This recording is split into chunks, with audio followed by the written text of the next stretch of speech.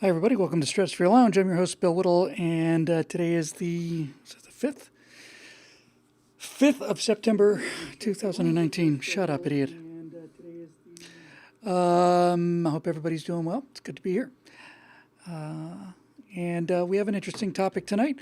I would like to do a show about YouTubers, YouTube channels. I can do start with some of the ones that I have are favorites, and then we can talk about some of yours. That's all I watch, honestly. I don't think I watch anything else for entertainment. I think I'm pretty much YouTube the whole time. And I find that really interesting. And I thought it might be a fun thing to talk about. So much fun. We'll even zoom in a little bit. Hey, wait, what? So, yeah, there we go. So there's, as time has gone by, I find I'm watching more and more kind of, amateur produced content, viewer produced content. And I just find it to be much, much more interesting than anything that I see on TV. Now, I will admit real quickly before I get inundated that there has been this is the actual platinum age of TV. There's been some tremendous TV out there. I just don't really watch it. And the problem with YouTube, for me, is that everything is so bite-sized that it's just very hard for me to stop. Just like look at this, another 8 minutes, or here's 4, here's 12, or something. But I thought it might be fun just to go over some of the channels I'm subscribed to. But especially thought it'd be fun for me anyway to hear what I might be missing out there, because I don't know, seemed like an interesting topic. So that'll be the questions for today. So why don't we just jump right in here, and I will pick up my copy of my Bill Whittle channel, and then I'll see who I'm subscribed to. What fun. Now, needless to say, I don't expect any of this to make much sense to you guys. I know that the Bill Whittle channel is pretty much the only channel that you subscribe to, and that seems appropriate, certainly. But believe it or not, there are a few other people out there. Let's just see who they are. So I'm going to go to my subscriptions here, and I'm certainly not going to pick all of them. I've got 30 or 40 or something.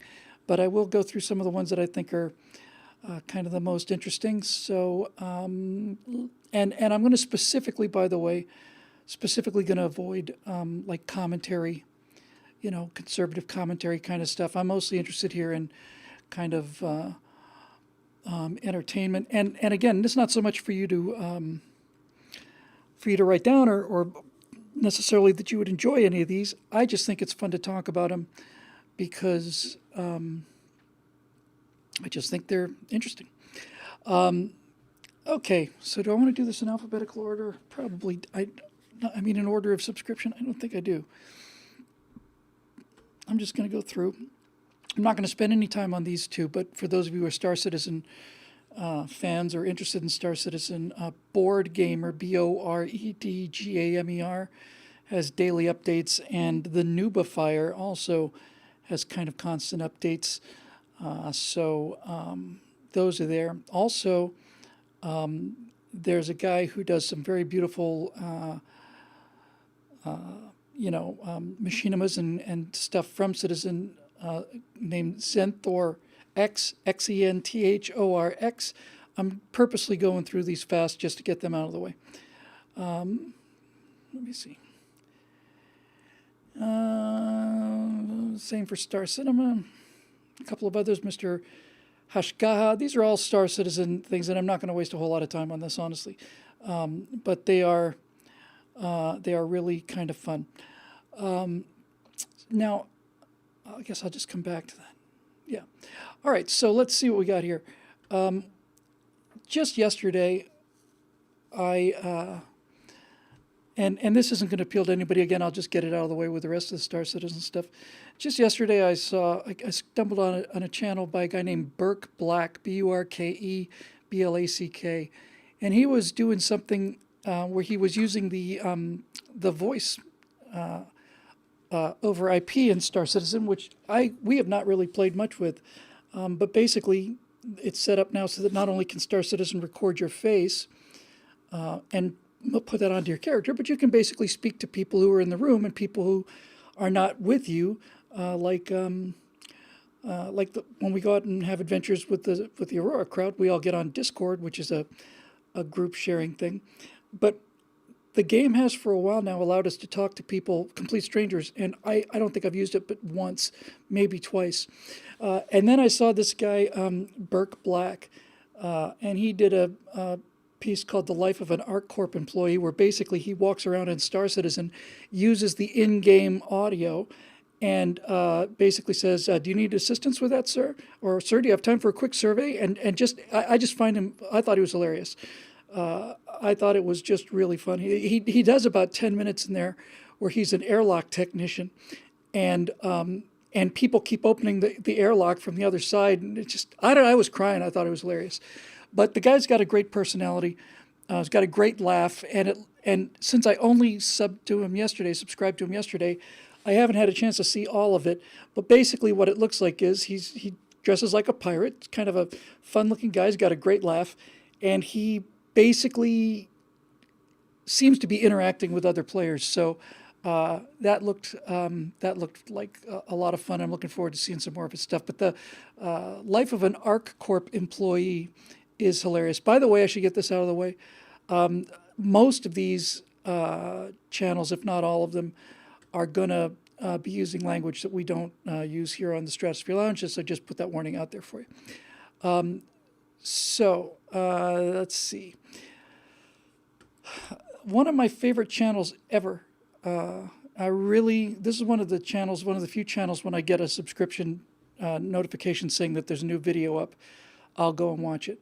And it's called the Flight Channel. I know, what a surprise, huh, Bill? The Flight Channel is not for everybody. But what the Flight Channel is a guy has gone to a fair amount of trouble, a lot of trouble actually, and he's recreated in flight simulators a number of historic crashes, and they're beautifully done. So basically, he'll start off with a plane on the ramp, and he'll give the date. And he'll say, here's where it's going, here's the pilot, here's the number of hours. And then he'll get into the flight sim, and you never see him, never hear his voice. All you see is the airplane. And then he recreates these tragic accidents and then spends about a third of the total video looking into the aftermath and what was learned and what we got from the flight data recorders. It's just very, very well done. And I know I'm guilty of this occasionally. The only thing I'll say about it is I'm virtually positive that this guy's not, it's in English with enormous titles on there, so they're easy to read. But I suspect that English is not his first language because these titles there's a lot of typos in there and a lot of funny grammar, and it really hurts him more than anybody, or more than most people, because they are so compelling and they're so well researched that to see simple typos and stuff hurts them. But it's called The Flight Channel. It's got 780,000 subscribers. You have to be of a certain mindset to watch this. Now, somebody just said that you got to be in a kind of a strange, Trevor, watching air crash investigation. The thing about air crash investigation videos like you would see on Discovery or whatever is that they occasionally have a moment of simulation, then lots and lots and lots of interviews and lots of that stuff. This never leaves the airplane because that's all he's got to work with. He's got really excellent flight simulator, and when 2020 comes out, it's going to be virtually indistinguishable from real life. And so he basically recreates this accident or accidents, and they're just the choice of the music and the degree of the of the research, they're just heartbreaking. And I mean, they really do just make you want to cry. I'm trying to see if I can pick an example of one that I liked very much. Let's see, just to give you a rough idea. Sure. Well, obviously the Air France one into the sea was a real good one. He's got the fatal collision over Los Angeles, a DC-9 colliding with a Piper. I don't remember when that was, but that was what changed the airspace rules over LAX. And it's really, really compelling. But again, not for everybody. You've got to be the kind of person. Yeah, Trevor from Florida says, idiot co-pilot on Air France. That one co-pilot killed hundreds of people. What he was doing in an airplane is any idea. Bill, do you have a pet theory on the Malaysian Airlines 777 disappearance? Just came up in the comment stream from Joe Daba. I don't. The guy at the Flight Channel has one on Malaysian 370? But he didn't have the latest information. There's a slight aside. But there's a writer out there named William Langwish. His father, or maybe, anyway, his father was a famous writer on aviation, stick and rudder kind of guy. And his son is an investigative reporter, and his son has written some great stuff. I have a book of his called, I think it's called American Ground, about the pile on 9/11, just the giant collapsed buildings and what it took to investigate it, clear it, and all that other stuff. That was great. And anyway, he's a terrific investigative reporter, and he took a look at a lot of things on the Malaysian flight. And he's convinced that it's a suicide, pilot suicide, and he presents some pretty compelling evidence for it. That would be at least 3 cases where it was pilot suicide. Now, it doesn't do that in the Flight Channel version, because I don't imagine he read the article when it was made. But if it turns out that that is the case, and it's looking like the case, in fact, then that would be 3 that I know of. Malaysian, he's this guy on Flight Channel calling it aviation's greatest mystery, and he's right. It still is not completely solved, but I want to make sure I got the number right. But it is based on this research that this guy Languish did. It's just very compelling. 370, Malaysian 370. Wolfgang Languish, is that right? That's the father. William is the son. Yeah. So what it's starting to look like on Malaysian 370 was that the guy basically took the 777 up, and the way he incapacitated everybody apparently was he waited or asked the co-pilot to step outside for something, then he bolted the door, then he depressurized the airplane. So the plane flew for hours with the passengers dead. And then the question is, how long did he stay conscious? But it's very likely he didn't stay conscious for much of that. The plane ended up just flying south across the west of the western coast of Australia towards Antarctica, and chances are he just depressurized his own cabin, took off his mask, whatever.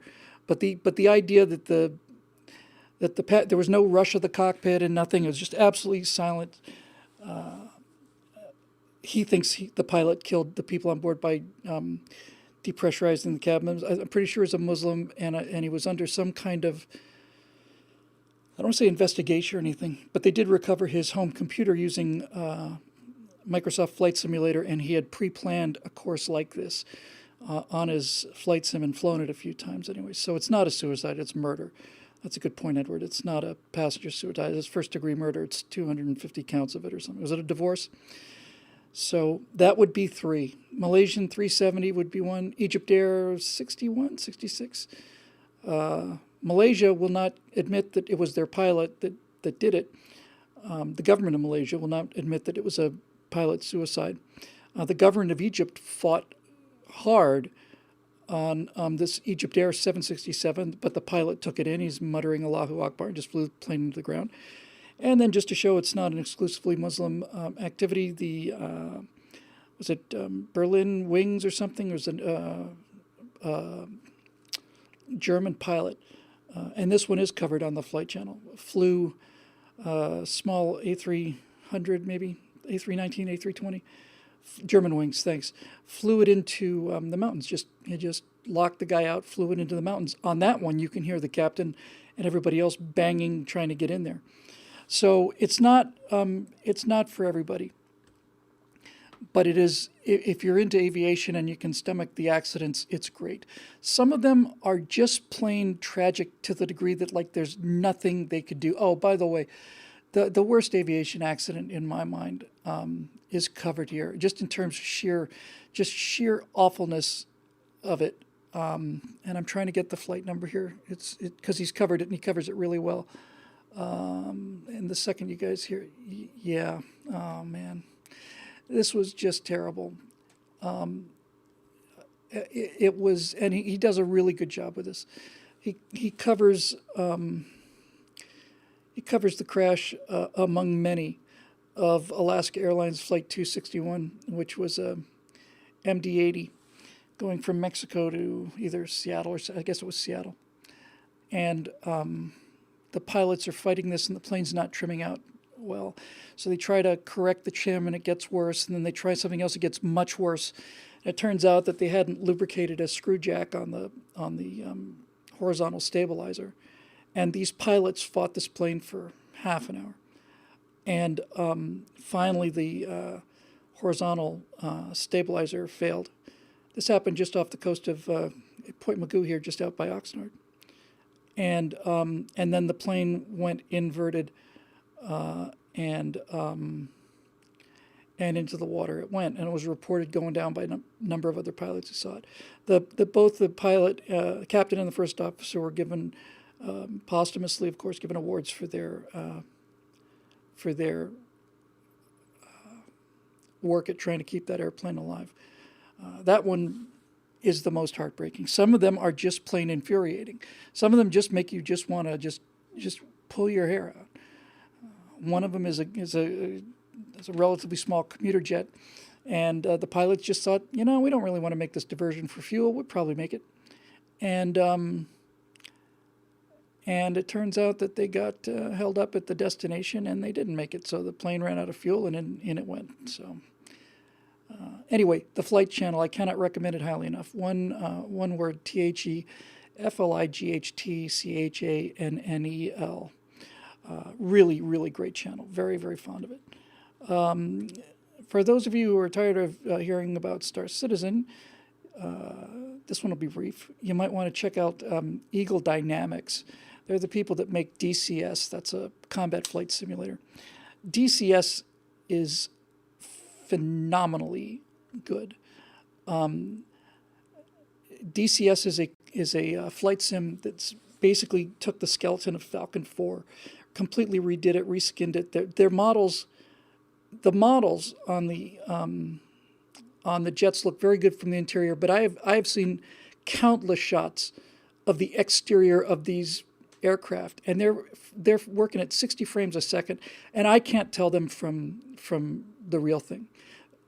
Lots of them I can tell, but there are shots in DCS that are they're just as good as movies.